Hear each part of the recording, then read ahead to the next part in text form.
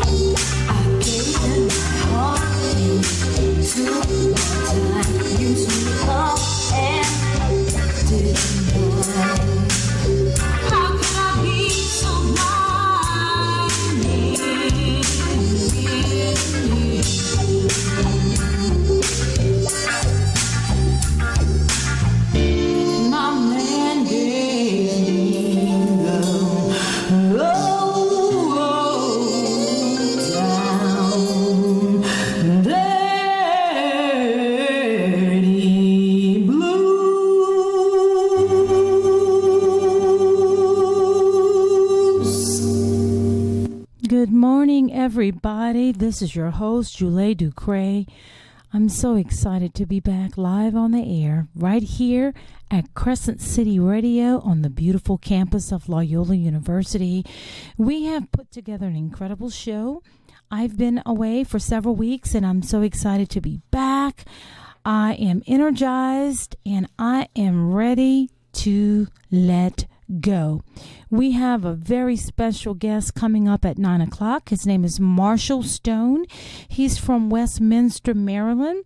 He is a rock artist, Americana type of artist, folk artist, songwriter. He's by the age of 15 years old. Would you believe he had already written 150 songs? So he's going to be up in about 17 minutes, and then we're going to pick his brain and find out what are some of his inspirations. He's 22 years old, and he's written hundreds of songs. He's opened up for some of the most famous rock bands that ever lived. Have you guys heard of Guns N' Roses? I have some news I'd like to share with you. This is for musicians. The Musicians Union Pension Fund sued record labels over music streaming. I knew this was going to happen. I was just kind of wondering, when was it going to happen? The American Federation of Musicians filed suit against Atlantic Recording Corporation, Hollywood Records, Sony Music Entertainment, Universal Music Group Recordings, and Warner Brothers Records. I have the complaint right here in my hand. See, hear it? I got it right here in my hands. It was filed on August 10th, 2015. And they're making some pretty strong accusations in their complaint. Like I said, it's the AFM Pension Fund that filed suit against these 5 top record companies, claiming that they failed to make pension contributions on revenues from certain digital transmissions of their music catalogs. Defendants in the suit, of course, they're going to deny. The suit claims that the companies failed to make pension fund payments from foreign audio streaming revenues and money garnered from foreign and domestic ringtones. I'm going to give you all an example. You know that we all live in the digital download era. And for instance, MySpace. I have some music on MySpace, and I have licensed my music for sale since 2008, and I receive quarterly royalty payments. And I get a breakdown, I get a statement of where the money is coming from. For instance, what part of the world people are downloading. My songs that you know, especially Low Down Dirty Blues that you just heard, is being downloaded in Japan, Russia, I mean, all over the world. And I thank God for that. But the AFM, American Federation of Musicians, has claimed that their musicians are not receiving revenues from digital download streaming to foreign companies. They have these companies such as iTunes. I know everybody's heard of iTunes. I'm going to give you that as a good example. If you are a musician and you obtain a license with iTunes to sell your music, the font is so very small. Some artists get so excited. Oh yeah, I'm going with iTunes, or I'm going with CD Baby, and they fail to read the fine print. Being that I am from a litigation background, and I currently am in the litigation industry, I know the very first thing that I'm going to do is read the fine lines, read everything from start to finish. I don't care how long it takes me. I'm going to read it. But if you are not in my field and you are just an artist trying to get your music out to the world, you're just going to click OK. And notice at the very bottom of these user license agreements, they have, check this if you da da da da da. And most people don't read it. I'm going to be honest. So the AFM is saying, hey, you're selling our artists' music to foreign companies, but you're not paying our artists. And so this is what this latest suit is all about.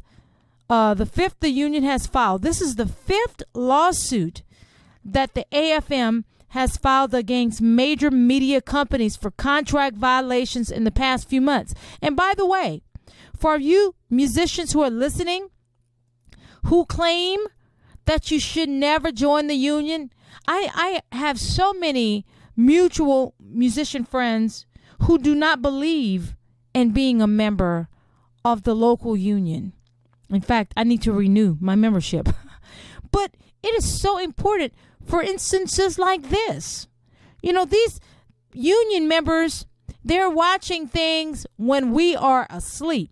Musicians don't have time to sit and try to determine who's paying their royalties and who's not. We just hope that when we receive our quarterly statements, I'm a member of ASCAP, have been since 2006 as a writer and a composer. And ASCAP reports quarterly. You receive quarterly statements to let you know if anybody has licensed your music, and if so, what your royalty fees are. But if you are not a member of ASCAP or CSAC or BMI, they have a few others out there, who's watching your money? Especially if you're not a member of any type of musicians union. And I think this is so very important. I'm going to be carefully monitoring this. I am going to read just a little bit of the I don't want to confuse you all. So I'm going to skip over to the statement of claim, and I just want to let you know that this lawsuit was filed in federal court in the United States District Court for the Southern District of New York. It's available online. You can Google it. The case number is 2015 CV 06267, and you can check it out yourself. But this is what the AFM has alleged in their complaint. They're stating that this is an action to collect delinquent contributions that the defendants that I just mentioned owe to the plaintiff American Federation of Musicians and Employers' Pension Fund.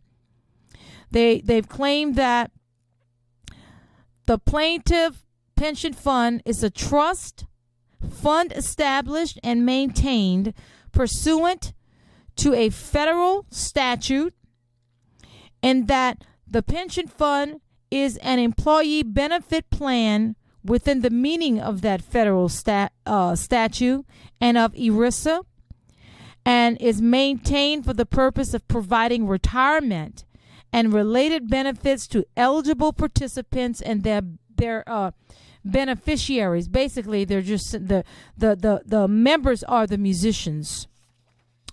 That's who the members are, in the retirement.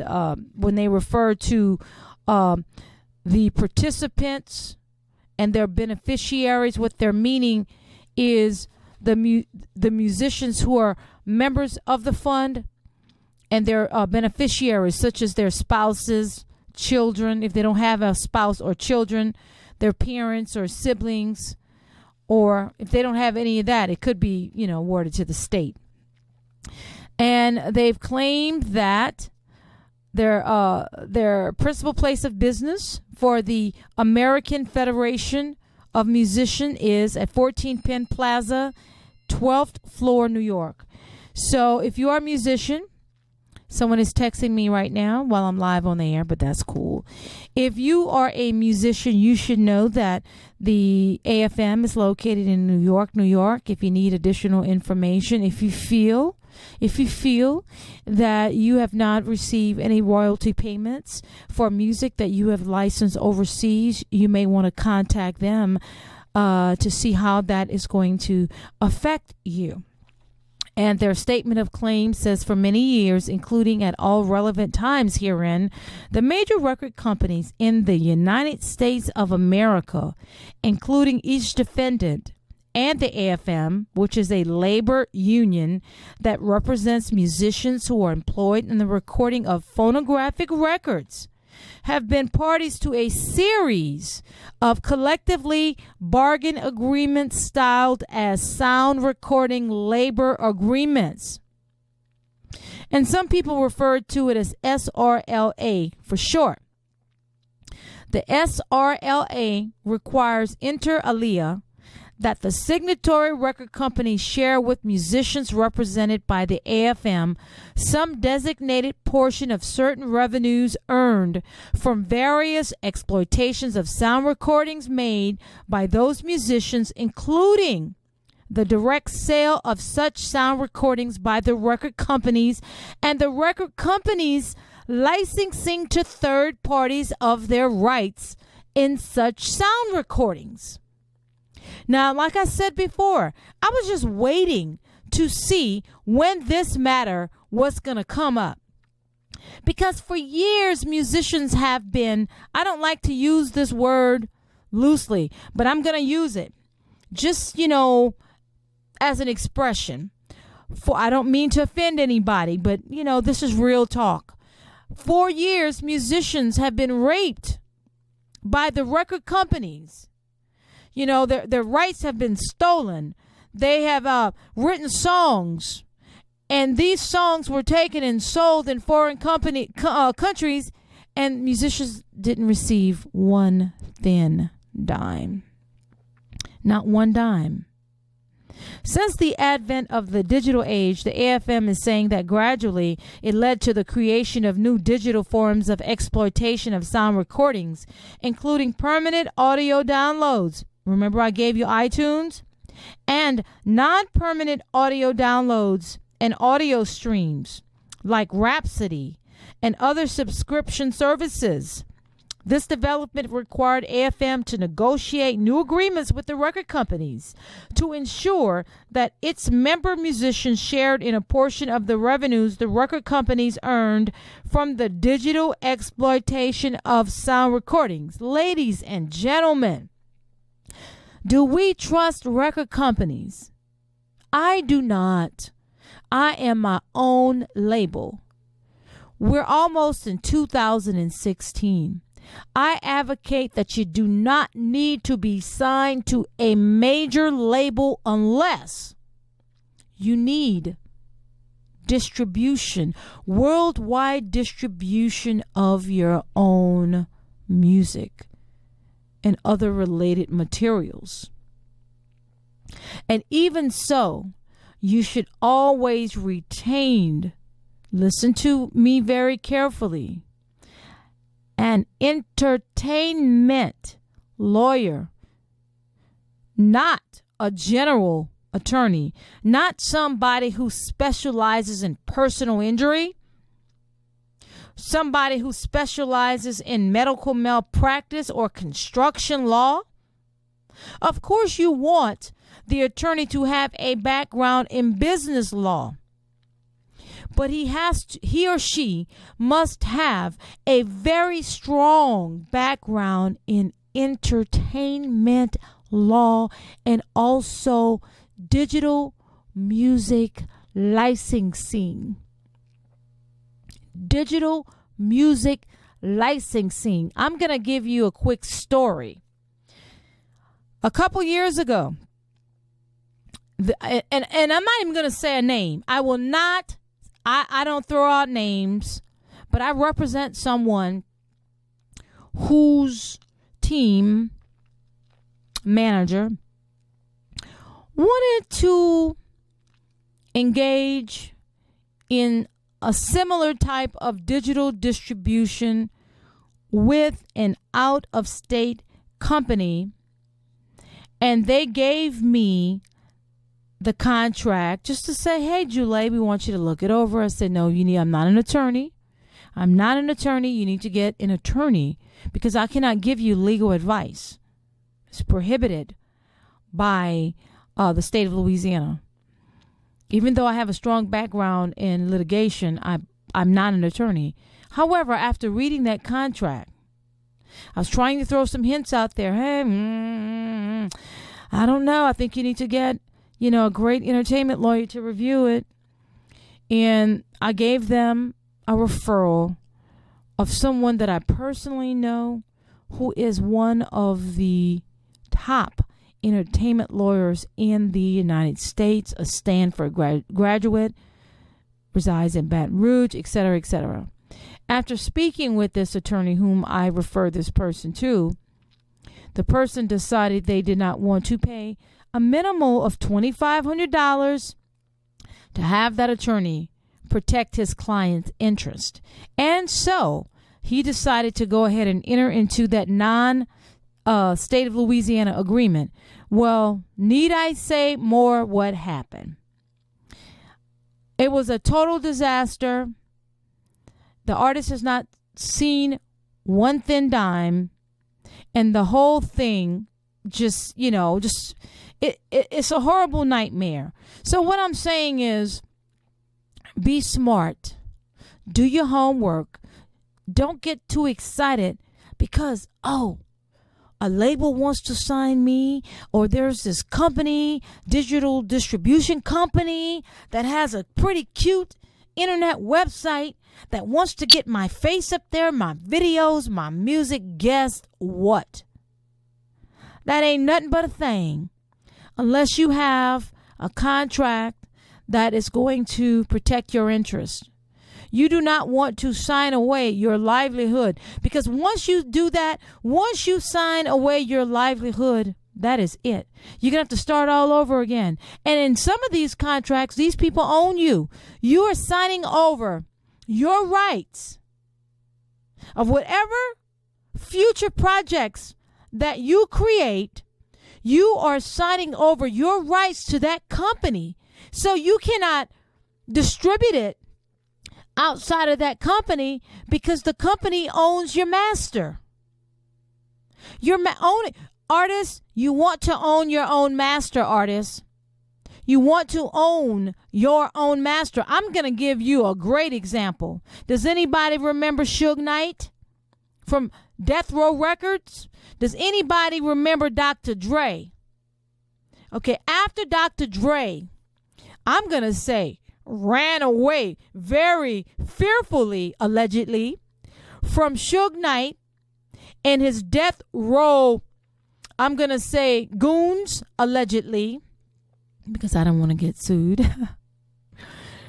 It has been alleged that Dr. Dre thought that he could take all of his masters and keep them, allegedly.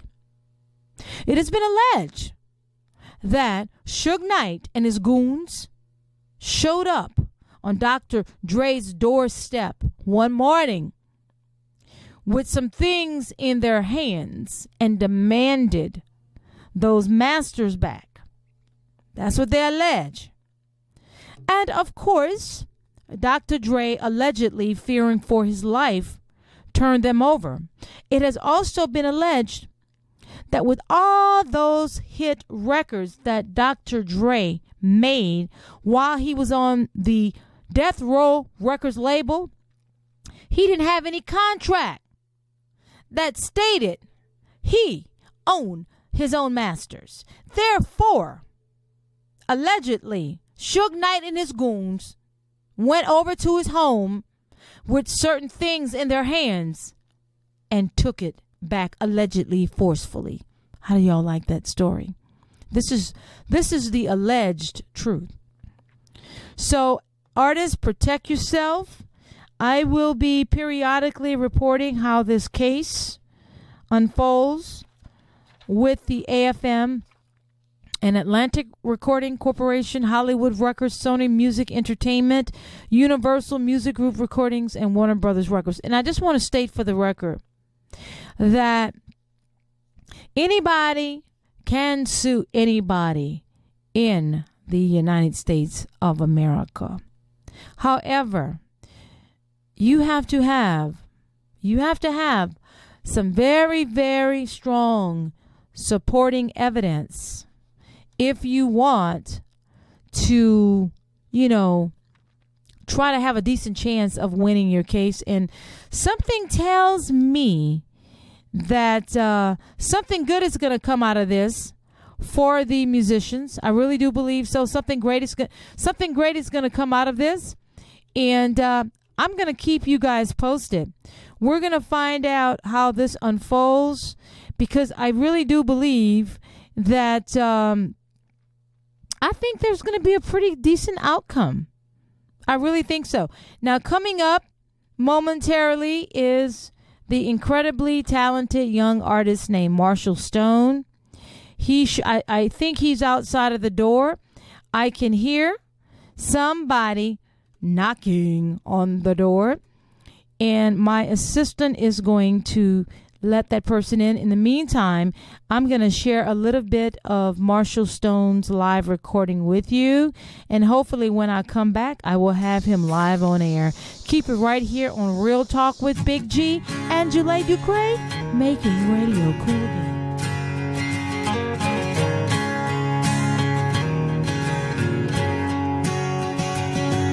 It's dark tonight, I feel so cold.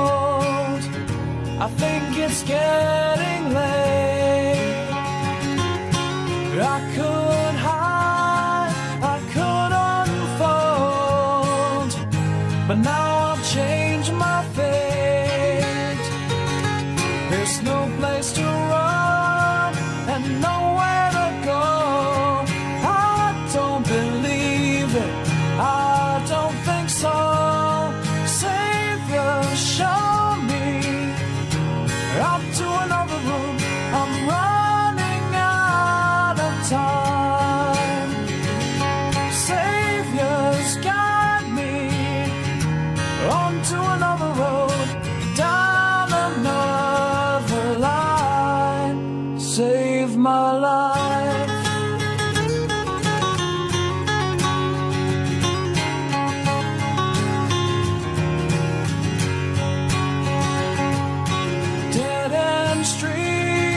And last chance roads, they won't hold me back. Can't you see that this isn't so?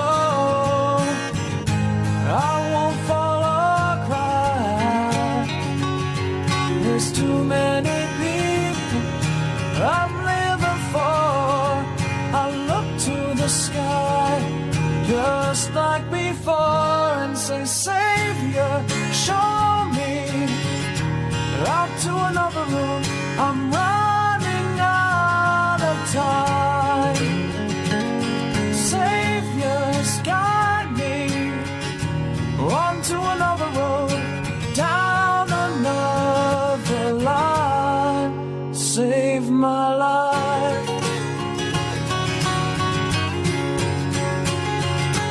Saving my life from horrid things. I still don't know what this all will bring. I'm going on, I'll get through somehow.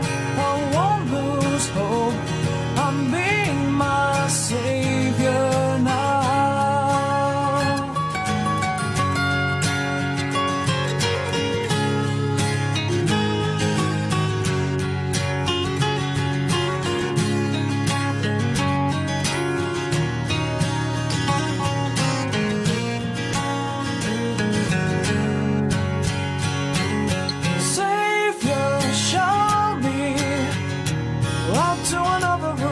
I'm running out of time. Saviors, guide me onto another road, down another line, down another line. I'm gonna make it right. I'm saving my life.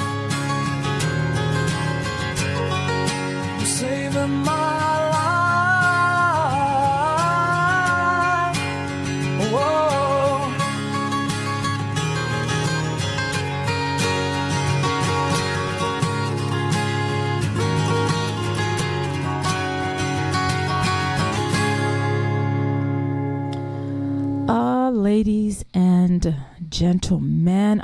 Oh, that song is so wonderful. It's by Marshall Stone, who is now live in the studio. Good morning, Marshall. Good morning. Thank you for having me, JuLā. Thank you for joining. You got my name right. I know. It's a miracle.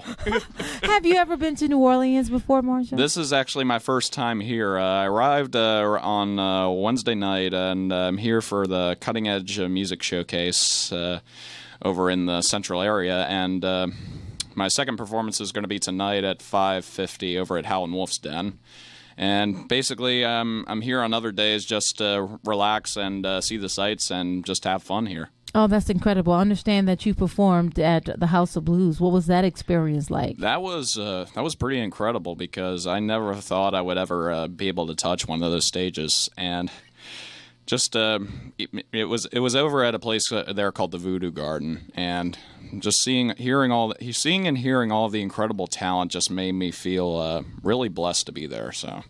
Yeah, and let me tell you, you were blessed, and I'm glad that you were able to recognize that blessing because they don't allow just anybody. It is hard to get in the House of Blues, of any House of Blues, especially here in New Orleans, because they prefer booking people that they know. Mm-hmm. And quite often, they look at other people as outsiders unless you are like a major, major artist like a Bret Michaels that you...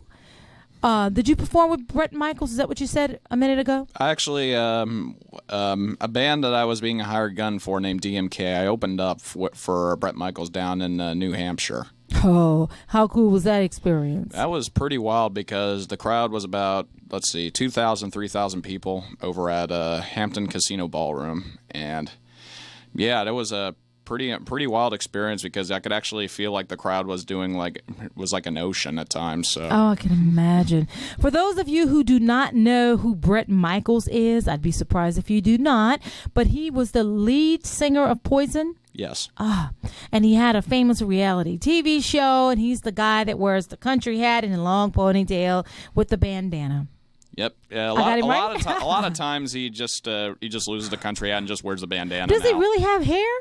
On the top of his head? I think he does, yeah. I often wonder that. Well, ladies and gentlemen, the song that I just played for you is called Saviors from Marshall's official video. And this is the new studio version of Savior off of his Good Times Never Fade album.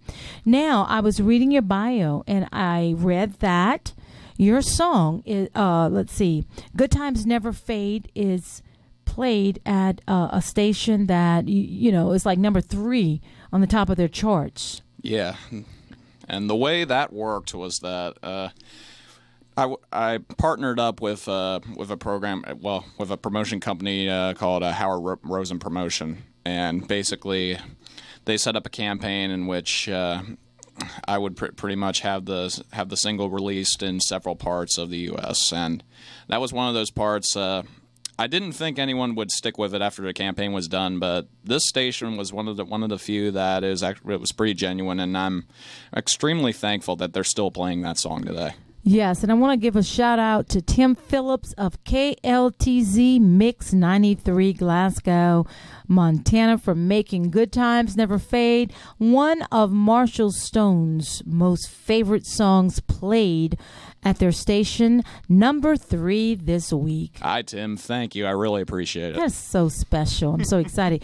Well, what I like to do, I like to just kind of get just right into it, dig right into it. All right. I want to share who you are with our listeners. All right. And by the way, folks, he's 22 years old, and I mentioned to him momentarily that he has such a distinct voice. When I spoke to you early this morning en route to the station and you answered the phone, I was thinking, wow, 22.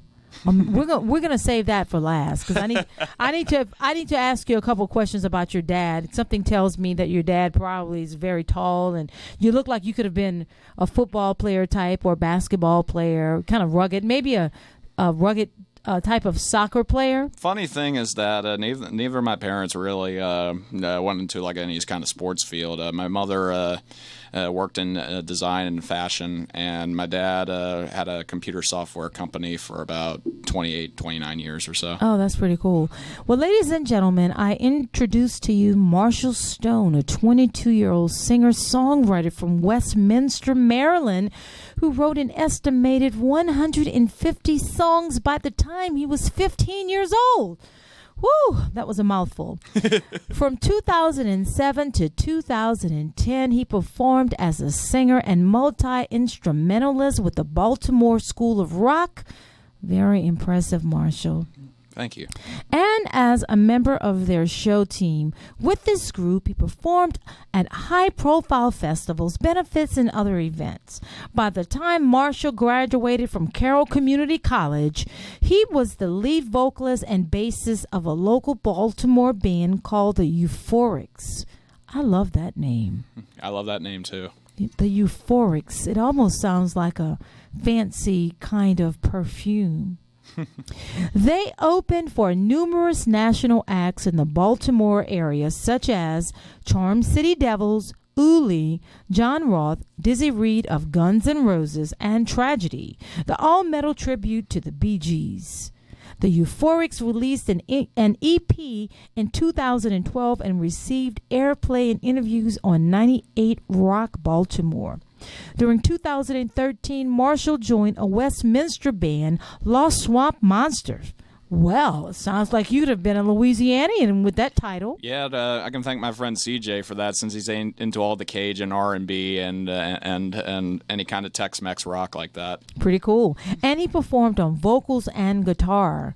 Throughout that year, Marshall worked on a song a day project. A song a day project. What was that like?